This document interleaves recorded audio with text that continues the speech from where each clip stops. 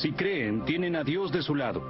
Si son los elegidos, cualquier acto barbárico contra sus enemigos puede ser justificado. No es solo musulmanes contra el resto. En Irak son musulmanes contra musulmanes, los suní contra los shia. En Irlanda del Norte, el sectarismo cristiano justifica en parte décadas de violencia. Los sionistas de Israel creen que tienen el derecho otorgado por Dios a ocupar tierras que los palestinos creen propias. Y por supuesto, el odio recíproco entre judíos y palestinos es otro don de Dios.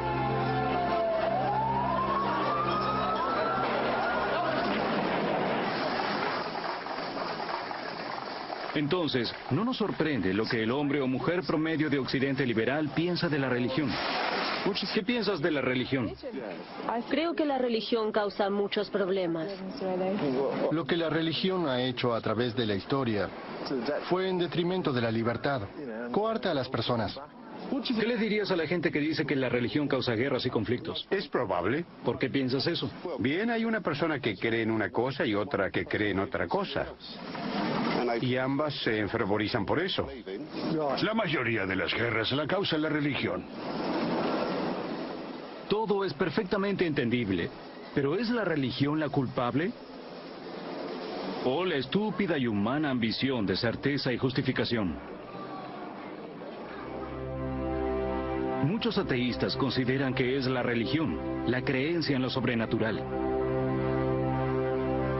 Richard Dawkins es un hombre brillante, un escritor maravilloso y no nos olvidemos en estos días, también un científico decente.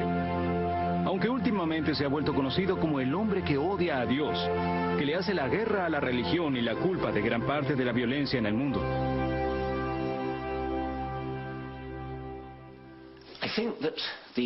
Creo que los crímenes que se cometen en nombre de la religión provienen de la fe religiosa. No creo que nadie pueda decir eso con respecto al ateísmo.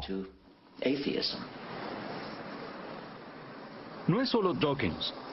Parece ser de rigor para los ateos acérrimos decir que los que creen en la religión están condicionados. Me opongo a que la gente quede atrapada en la creencia religiosa. Creo que esa gente debe ser desengañada. Pero no son tontos, no lo son. ¿Crees que son más tontos que tú? No, de hecho no. Están más condicionados que yo.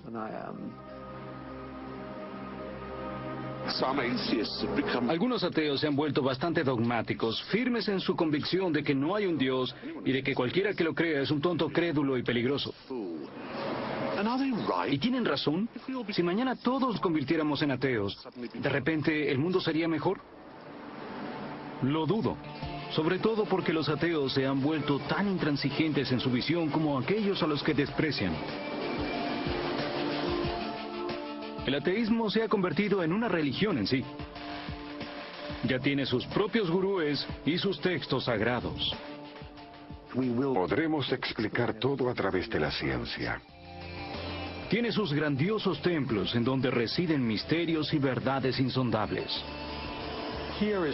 Aquí es donde revelamos las leyes de la física, el origen del universo y su evolución. Cuando lo piensas, el ateísmo es algo peculiar. Nada más que una creencia en lo negativo, una ferviente creencia, digamos, en la no creencia. Así que es difícil imaginar cómo una posición tan rotunda nos muestra cómo vivir, que es lo que algunos ateos tratan de hacer. Y en ese intento, el ateísmo empieza a tomar algunas características de los sistemas religiosos que menosprecian. La región central de Estados Unidos, un lugar donde las fuerzas igualmente intransigentes del cristianismo y el ateísmo saldan cuentas.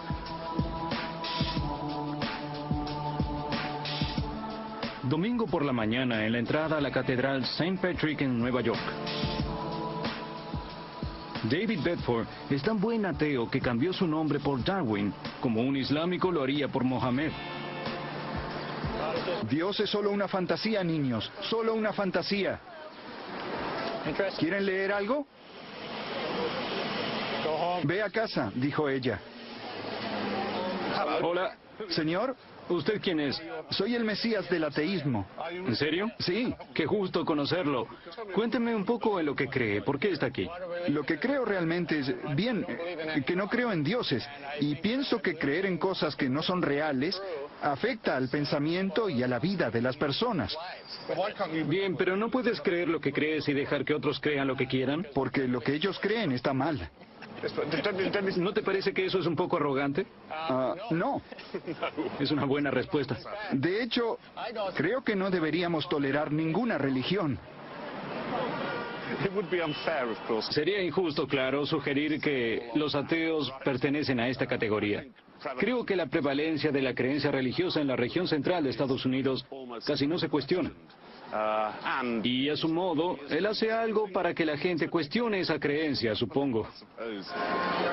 ¿Quiere un panfleto? A mí no me ve. Rezaremos por usted.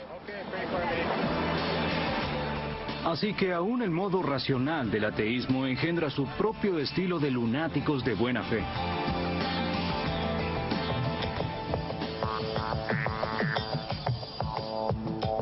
Pero la parte en común del ateísmo con la religión no termina ahí. Los creyentes devotos pueden ser despectivos con la visión de otras religiones. Hola. Lo mismo puede decirse de algunos ateos. Bienvenido al Centro Ateo Americano. Hola, gusto en conocerla. Ateos Americanos fue fundada en 1963 con el loable objetivo de salvaguardar los derechos civiles de los ateos. Esta es mi oficina. Su presidente, Ellen Johnson, me muestra el lugar. Esta es nuestra biblioteca, y si quieres unirte a las filas, el mejor lugar es este. Esta es nuestra historia, de modo que en años venideros los cristianos no puedan reescribir la historia del ateísmo. Lo que es interesante es que por el 1700 la religión era criticada. Hace poco hice un programa en Punto de Vista, leyendo esos libros para mostrarlo. Esta es su historia y debe ser preservada. ¿Quieren beber algo antes de empezar? Ellen me ha invitado a estar en su programa, El Punto de Vista Ateo, que se transmite por cable en 19 estados americanos y también por Internet. Son 25 minutos. Ahí está bien. Hola a todos, bienvenidos nuevamente a Punto de Vista Ateo. Mi nombre es Ellen Johnson, soy la presidenta de Ateos Americanos. Mi invitado de hoy es el galardonado periodista Rod Little. Me agradaba Ellen, era ingeniosa, inteligente y culta, pero en el fondo olía a un verdadero creyente. Es extraño que los ateos necesiten una organización para dejar sentado que no creen en algo. Bien, es más que eso. Debemos trabajar para proteger nuestros derechos civiles y proteger la separación del Estado y la Iglesia. La lucha de Ellen por separar el Estado de la Iglesia parecía loable. El problema es que no se queda allí. Nuestra nación, como sabes, Rod, es una de las naciones más religiosas del mundo. Tienen su pequeño logo en nuestro dinero, su juramento en nuestro juramento. Esta es una nación bajo un Dios. No pasó demasiado hasta que el enfoque sensible y racional de Ellen descendiera a infames creencias religiosas. El cristiano común obedecerá. No se los llama seguidores por nada. Ellos... ¿Piensas que son tontos? No, nunca jamás atacaría a alguien o haría un ad hominem. Creo que... Perdón, Ellen, recién dijiste que ellos seguirían cualquier basura que se les pusiera enfrente. Si quieres ser grosero al respecto, eso es grosero. Estoy tratando de ser cortés, pero sí digo que sus ideas son tontas, sus creencias y su teología es tonta. Esta media hora se fue volando. Quiero agradecer a Rod Little por ser nuestro invitado y a su equipo por estar en el estudio. Gracias por mirar el Punto de Vista Ateo.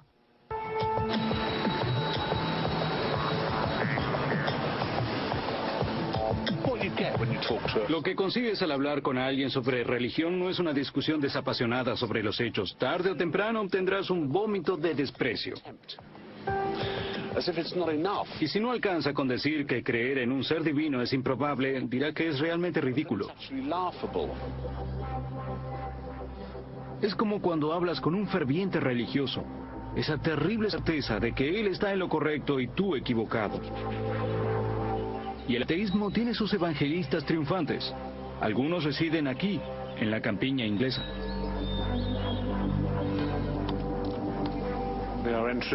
Estamos ingresando al típico hábitat de un ateo fundamentalista británico. Un sendero tranquilo en las márgenes de una ciudad catedral. Hermosas casas, filibustrinas y pinos. Peter Atkins es profesor en la Universidad de Oxford. Él cree que Dios es una creación humana innecesaria. Dame tu opinión sobre la existencia o inexistencia de Dios. Bueno, es bastante directa, no existe. No hay evidencia de su existencia. No hay razón para creer que hay un Dios, por lo que no creo que lo haya. Y pienso que es algo tonto creer que existe. ¿No hay una arrogancia tremenda en esa certidumbre? ¿Qué problema hay si tienes razón?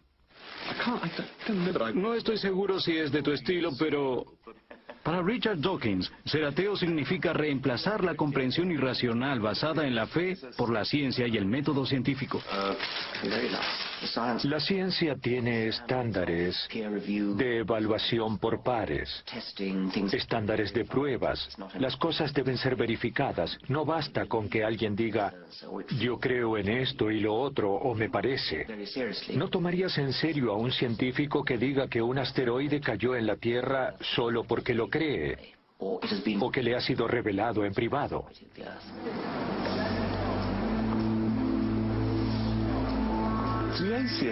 Los ateos argumentarían que el método científico nos da todo lo que necesitamos para darle sentido al mundo. Y la ciencia, con sus explicaciones racionales basadas en evidencia observable, no es solo una herramienta superior para el entendimiento, sino la única herramienta. En otras palabras, es el camino, la verdad y la luz. Bien, ¿no le suena familiar?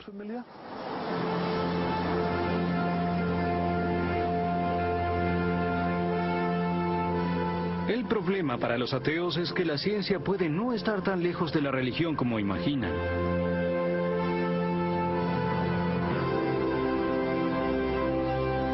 Este es el Fermilab en Batavia, Illinois. Un hermoso templo de la ciencia desde principios de los 70.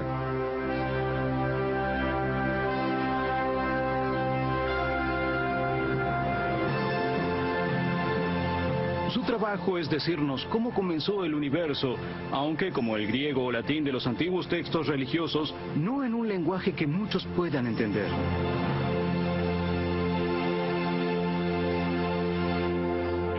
Rocky Cole es uno de los más antiguos, un hombre en la cima de su profesión que sabe más del origen del universo que casi cualquier otra persona.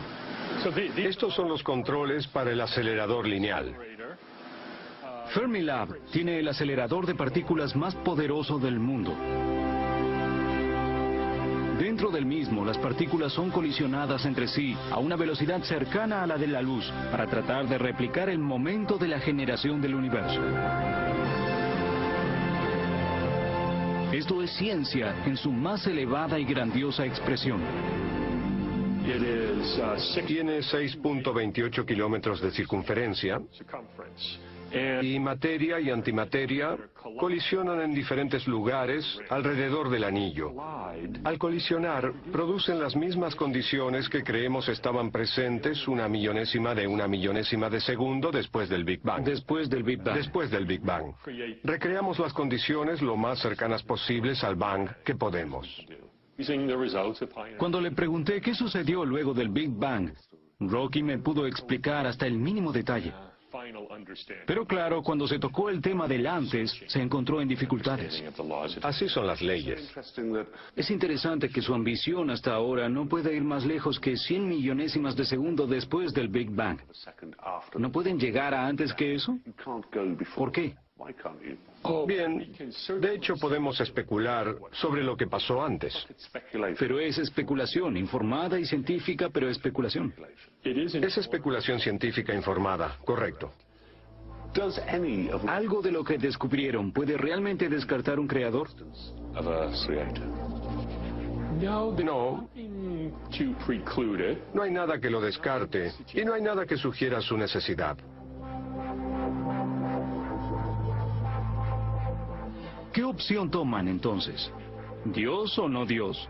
Es una cuestión de elegir algo para lo cual no existe prueba científica en ningún caso.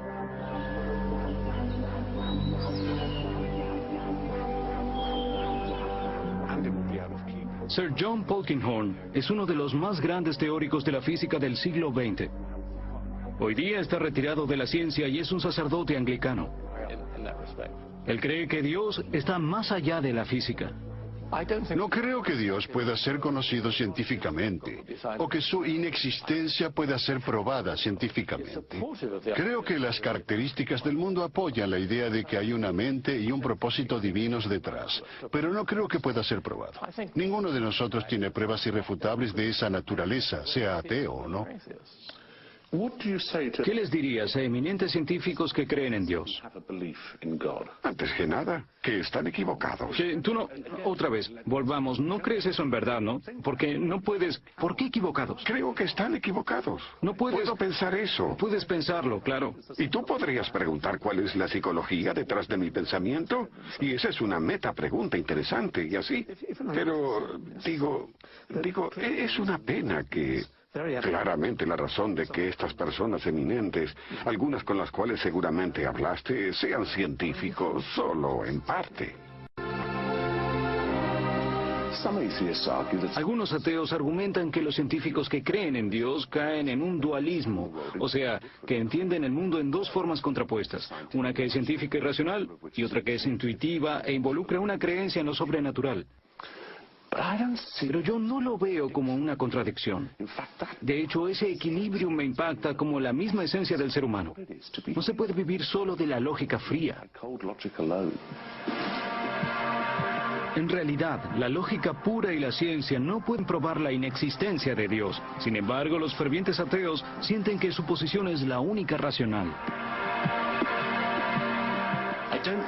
No creo que se pueda probar la inexistencia de Dios como no puedes hacerlo con las hadas y los unicornios. Por lo que creo que es correcto, que es un purismo científico que me hace decir que no puedo probar la inexistencia de Dios. Por lo tanto, no puedo ser 100% ateo. O sea, me refiero a Dios como a las hadas y los unicornios. Pero lo eres 100%, ¿no? Lo mismo que con las hadas.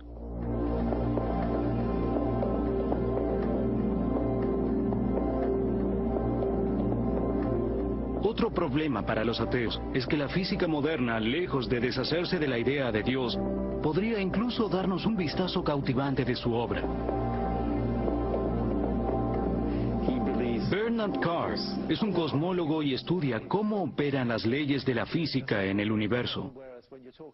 Dice que las leyes de la naturaleza están tan precisamente alineadas para permitir la existencia de la vida compleja que es extremadamente improbable que esto sucediera al azar. Esta orquestación tan precisa, cree Carr, al menos deja vislumbrar la posibilidad de un director. Este es un diagrama, se llama pirámide de complejidad, y aquí tenemos los diferentes niveles de estructura del universo. Al final tenemos cosas como los quarks, las partículas más pequeñas que componen los átomos, y los átomos componen las moléculas se agrupan para formar células vivas, las células forman organismos, y eventualmente terminamos en cerebros y conciencia. Es bastante difícil estimar la probabilidad, pero es claramente muy improbable que esas precisiones que permitieron la generación de esta pirámide de complejidad estuviesen ahí. ¿Cómo se generó esta increíble casualidad? Por supuesto, una de las primeras explicaciones que vienen a la mente es que hubo un coordinador o creador, o si quieres un Dios. Y claro que para la gente con una disposición teológica, la idea de que esta precisión es evidencia de Dios es realmente maravillosa.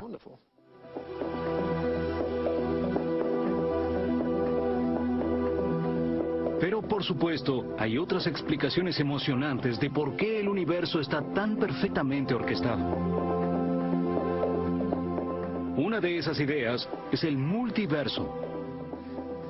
Tenemos la posibilidad de que nuestro universo sea solo uno de varios otros universos. Esto se llama multiverso.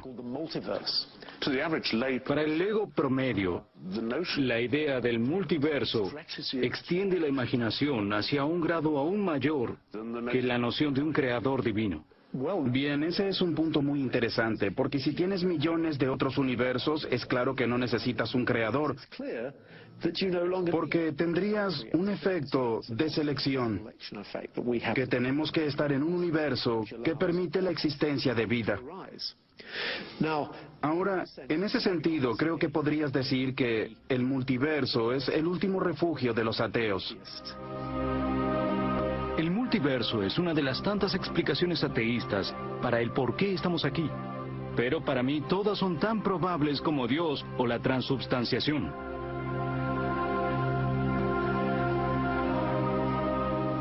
La física moderna, sin embargo, no es el valor científico que más entusiasma a los ateos. Ese lugar es ocupado por un texto que tiene ahora el estatus de Nuevo Testamento. El origen de las especies de Charles Darwin. Es la razón fundamental por la que muchos se vuelven ateos. ¿Cuándo te convertiste en ateo? Creo que me volví ateo a los 15 o 16 años. ¿Y cómo fue? Supongo que fue entendiendo a Darwin.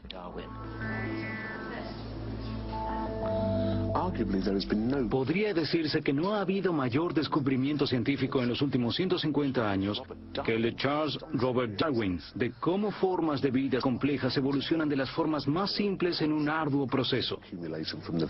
Y por supuesto, este ha sido el campo de batalla principal entre científicos que no ven lugar para la religión en el mundo y los que pueden albergar tanto la visión religiosa como la científica. Por un siglo y medio, el darwinismo ha sido la carta de triunfo del ateísmo. Pero hoy en día, hasta su principio más fuerte está en peligro. Todas las religiones principales han insistido en que el hombre ocupa un lugar especial en el reino de Dios. Darwin cambia eso. Pone al hombre de vuelta en la naturaleza. Una criatura diferente de los animales de tierra solo a través de un complejo proceso natural. Estaba confrontando al sistema religioso e inadvertidamente dando a los ateos su primer texto sagrado. Darwin eliminó en forma brillante aquella verdad cristiana antes incontestable de que un órgano tan complejo como un ojo no pudiera generarse por casualidad. Tendría que haber sido diseñado. Darwin argumentó que por supuesto no era casualidad, sino un proceso gradual de acumulación. O sea, llevó al pensamiento religioso a su propio territorio y ganó. Por eso los ateos recurren a Darwin.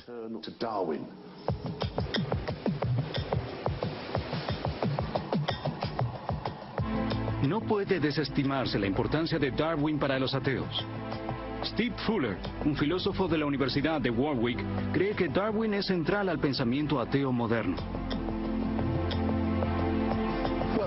Bien, si preguntas sobre la relación entre ateísmo y darwinismo, creo que es una conexión muy clara, sobre todo si piensas en el ateísmo como una visión contraria a todo tipo de creencia en lo sobrenatural. Una deidad personal que esté involucrada en la planificación, un universo creado.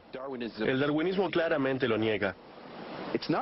No está claro, al menos para mí, qué otras bases, especialmente las científicas, uno podría tener para el ateísmo.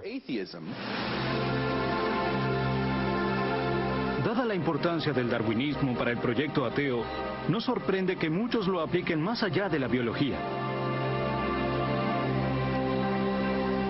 El pensamiento darwiniano se usa incluso para describir la creación, evolución y supervivencia de la gran némesis del ateísmo, la religión.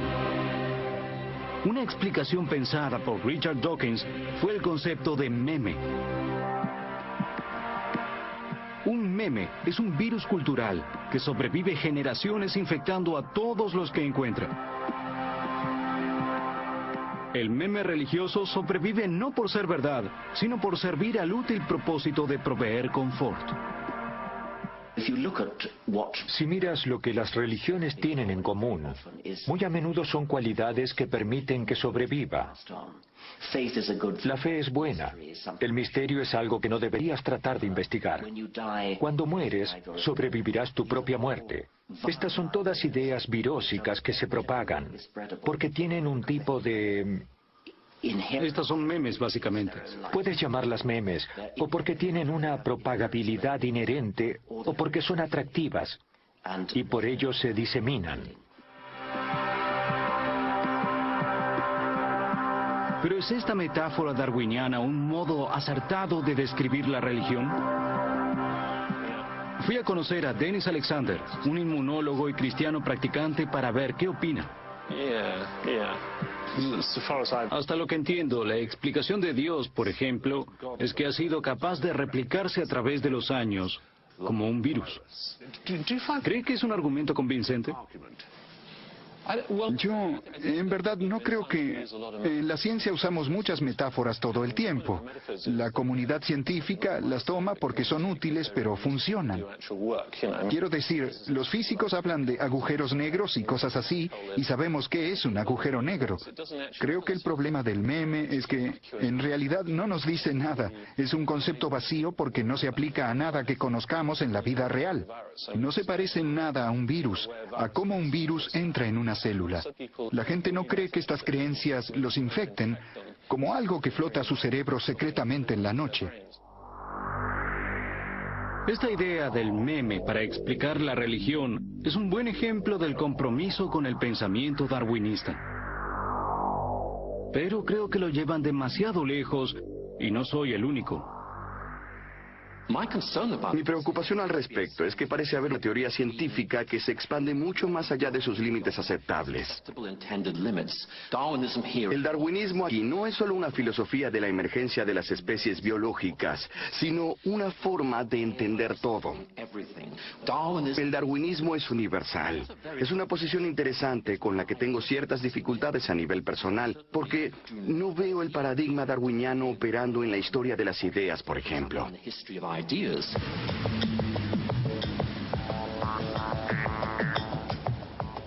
Día tras día, los límites del darwinismo se vuelven más claros. Los ateos se aferran a la idea central de la evolución darwiniana con un fervor casi religioso.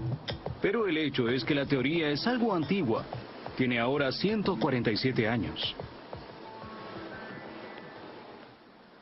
Y como con los antiguos textos religiosos, muchos de los científicos de hoy le están encontrando baches. Este es el Museo Carnegie de Historia Natural en Pittsburgh, Pensilvania.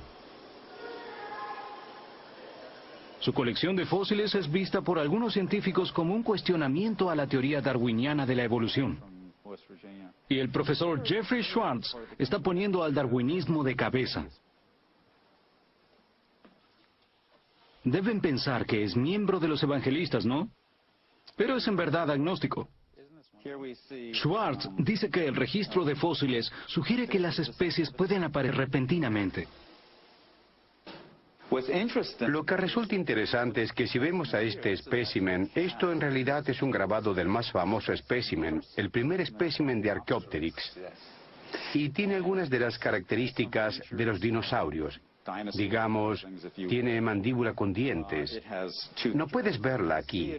Todavía tenía dientes. Puedes ver las plumas.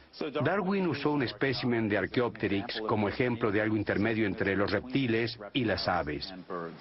Otros dicen que no, que surgió de la nada. Por lo que lo intermedio está solo en el ojo del observador. Schwartz utiliza una comprensión moderna de los genes para explicar cómo las nuevas características o cambios aparecen de repente, en oposición a la evolución gradual. La teoría que propuse es que una mutación, en el sentido amplio, se produce en un estado inexpresado o recesivo. En lenguaje biológico, digamos, inactivo. Se propaga en forma silenciosa en la población hasta que hay individuos con una copia de este potencial de cambio. Luego producen cría que tiene ambas copias y ¡boom! Ahí lo tienes. ¿En solo una generación? Sí. La propagación de un potencial de novedad puede tomar varias generaciones. La aparición de la novedad es así. El punto crítico de la teoría del profesor es que Darwin solo puede explicar cómo evoluciona la novedad, pero no en dónde se origina. Lo mismo se aplica para todas las especies. Se podría reescribir la obra más famosa de Darwin sobre el origen de la adaptación por medio de la selección natural. La teoría darwiniana es que la selección hace que la novedad aparezca, pero de hecho, un rasgo puede seleccionarse una vez que aparece. ¿Cuánto crees que pasará hasta que Darwin sea reescrito totalmente y aceptado así? Es una pregunta interesante. Podría ser muy pronto. Por supuesto que las teorías del profesor Schwartz no implican la existencia de un creador divino, pero sí afectan profundamente a los evolucionistas que usan la teoría de Darwin para explicar todo simplemente como una procesión gradual con un propósito. Estoy casi seguro de que tarde o temprano la teoría de Darwin será sustituida. La ciencia es una maravillosa creación humana para explicar el mundo, pero casi siempre es incompleta. Sus teorías, que alguna vez fueron consideradas un hecho, son revisadas y descartadas. Se lo conoce como cambio de paradigma. Una de las cosas más fascinantes en la historia de la ciencia es la idea de cambio de paradigma, que los científicos pensaban de una forma y luego la fuerza de la evidencia llevaba a un punto en el que se veían obligados a una revisión radical y a empezar a ver las cosas en una dirección completamente diferente. El hecho de que la ciencia cambie constantemente implica que sus conclusiones no pueden ser absolutamente ciertas. Pero lo que importa a los ateos no son las conclusiones, sino el método científico. La ciencia no lo conoce todo. No lo conoce todo, pero tiene un método potente y extraordinario que convierte lo que toca. Quiero decir que lo extraordinario de la ciencia es que identificas un problema, tomas el método científico para sopesarlo y se desmorona frente a tu enfoque. Es un método maravilloso. Y sabes, la humanidad debería estar orgullosa de toparse con una técnica para descubrir la verdad. Por 3000 años, pensó que tenía un método de buscar la verdad llamado religión, pero es impotente como forma de descubrimiento del mundo.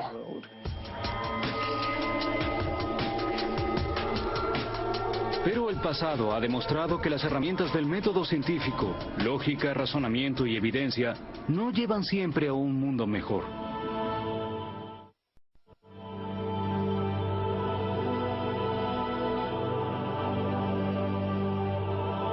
En 1865, el primo lejano de Darwin, Francis Galton, dio un paso lógico y aplicó la teoría darwiniana de selección a los seres humanos.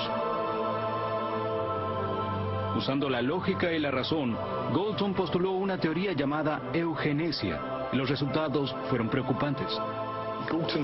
La carrera de Galton no puede imaginarse la obra de Darwin. Él está directamente inspirado por el origen de las especies, porque Darwin claramente define que la teoría se aplica a los seres humanos tanto como a los animales y las plantas. El problema es que, aunque la evolución procede por selección natural, la sociedad civilizada, la civilización, anula la selección natural. Entonces Darwin dice, ¿cómo lo hace? Bien, los enfermos, los lisiados y los débiles mentales, dice Darwin, son protegidos por la sociedad civilizada. Entonces, Galton y la eugenesia son la solución. Es decir, no hacerse cargo de ellos. No necesariamente no hacerse cargo, sino restringir su proliferación. Porque de otro modo, y Darwin lo reconoce explícitamente en su descendencia del hombre, hay riesgo de que el no apto supere el apto. Y la selección natural y el proceso de evolución irían en reversa. Galton intentó desarrollar técnicas científicas para identificar a los indeseados en la sociedad por sus rasgos físicos. Lo que hizo fue ir por allí recolectando fotografías de varios tipos de criminales con la esperanza de encontrar rasgos físicos en común. ¿Y de qué son estas fotografías? Estas son diferentes categorías de criminales. ¿De criminales? Lo hizo para grupos raciales. En 1885 hace el estudio de los niños judíos. David Stock coordina un curso llamado De Darwin a los campos de concentración. Cree que los nazis tomaron las ideas de Galton más allá, usándolas para justificar la exterminación de los judíos. ¿Existe una conexión directa entre Darwin, Galton y Hitler? Hay una conexión directa. ¿Es Darwin responsable por lo que hicieron los nazis? Por supuesto que no. ¿Hay una conexión intelectual? Ahí sí. Darwin le quita la espiritualidad al ser humano. Pone al hombre en la naturaleza. Una vez que haces eso, puedes empezar a considerar al hombre como lo haces con los animales y con el reino vegetal. Encuentras muy pocos ateos liberales que argumenten a favor de la eugenesia hoy en día. ¿Pero por qué no? ¿Qué pasa, muchachos? Después de todo, es científicamente muy difícil de discutir. Pero algo nos impide estar a favor de la esterilización de los enfermos mentales. Algo que es quizás no científico.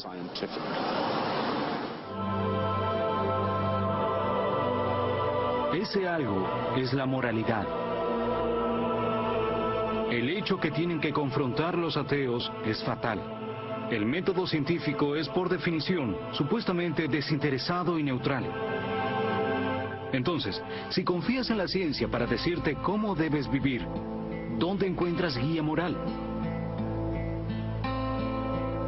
La selección natural y la supervivencia del más apto son los únicos imperativos morales que pueden ser aducidos desde el darwinismo.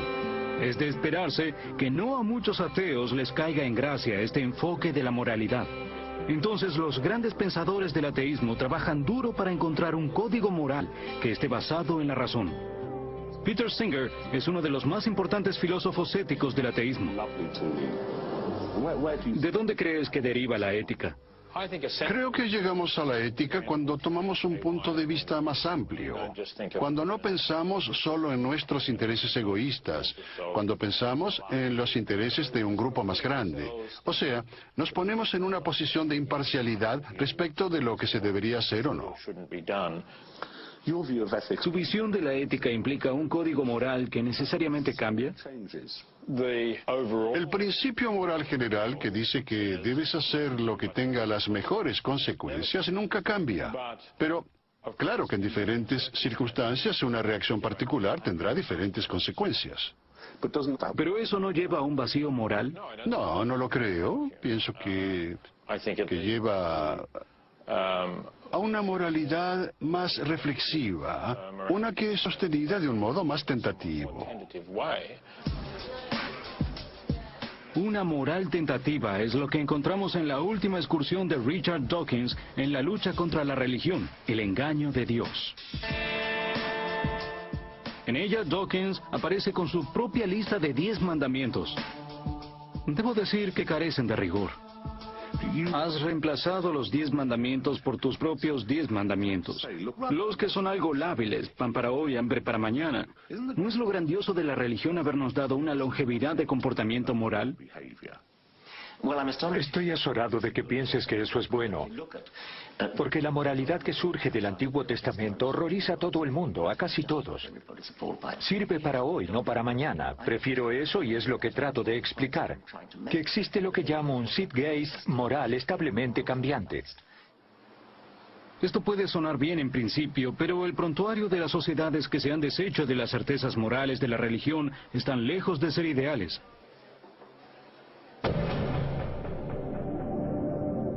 En el siglo XVIII, un grupo de revolucionarios franceses, los jacobinos, se deshicieron de la cristiandad y buscaron construir una sociedad basada en el pensamiento racional. Terminó en violencia extrema. Bien, el primer intento de crear una sociedad libre de Dios fue hecho por los jacobinos en Francia en la década de 1970 con su culto a la razón. Fue parte de un deseo más amplio de purificar la sociedad. Estas personas eran terriblemente moralistas y para implementar su visión moral en la tierra, esencialmente trataron de destruir el cristianismo. La posición moral de los jacobinos no les dejó duda acerca de qué hacer con sus enemigos ideológicos. Solamente en Francia Occidental asesinaron 250.000 de personas que intentaron adherir a la antigua religión y los jacobinos los masacraron. Los jacobinos no fueron los únicos. Burley señala que las sociedades que han rechazado a Dios no escaparon de la violenta naturaleza humana. Creo que si eliminas a Dios y la noción de una vida después de la muerte, hay un verdadero riesgo, en particular en los utopismos políticos que fueron tan terribles en el siglo XX. Hay un riesgo de que se intente hacer el paraíso en la tierra, se busque un remiendo en el aquí y ahora, para tener la ilusión arrogante de que puedes rehacer al hombre y a la mujer en un nuevo ser humano, y eso resulta en un infierno para la gente común.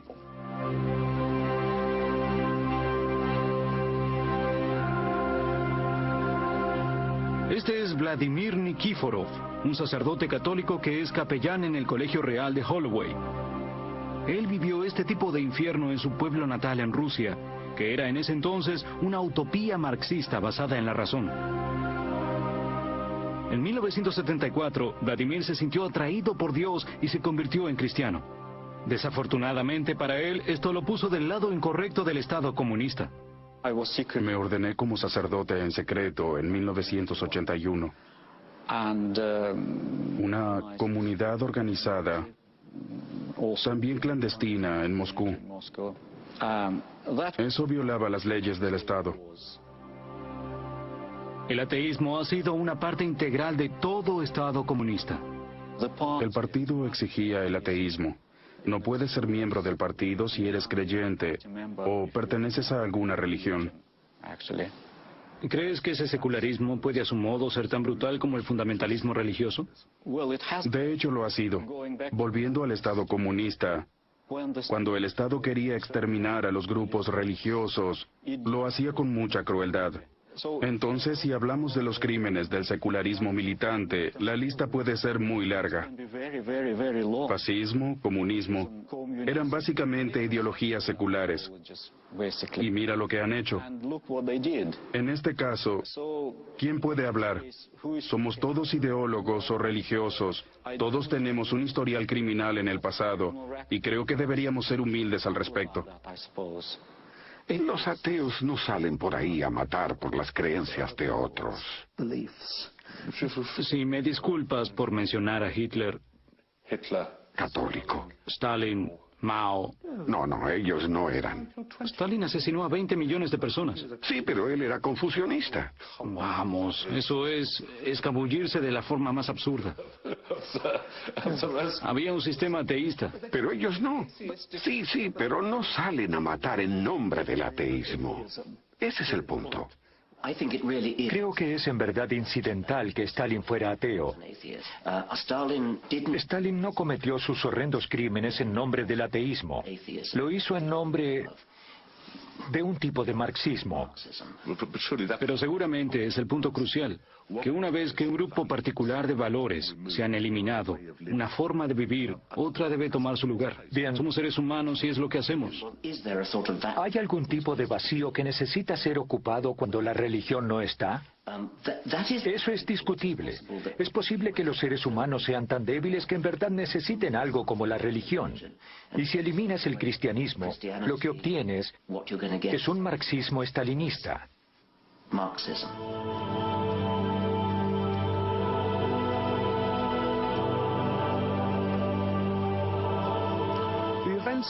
Los sucesos del último siglo deberían habernos enseñado que los países que adoptan ideologías seculares pueden llegar a un nivel de crueldad, fanatismo y represión que han llegado a ser inimaginables hasta hoy. El punto es que una vez que te deshaces de la religión, no te deshaces del fanatismo y la violencia.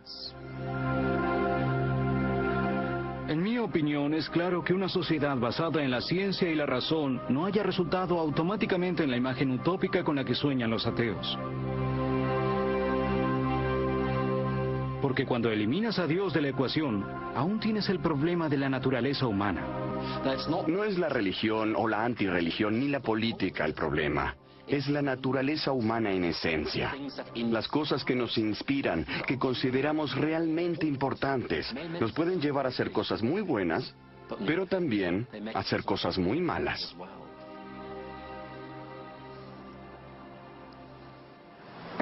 Los ateos se han ocupado mucho en destruir a Dios y la religión.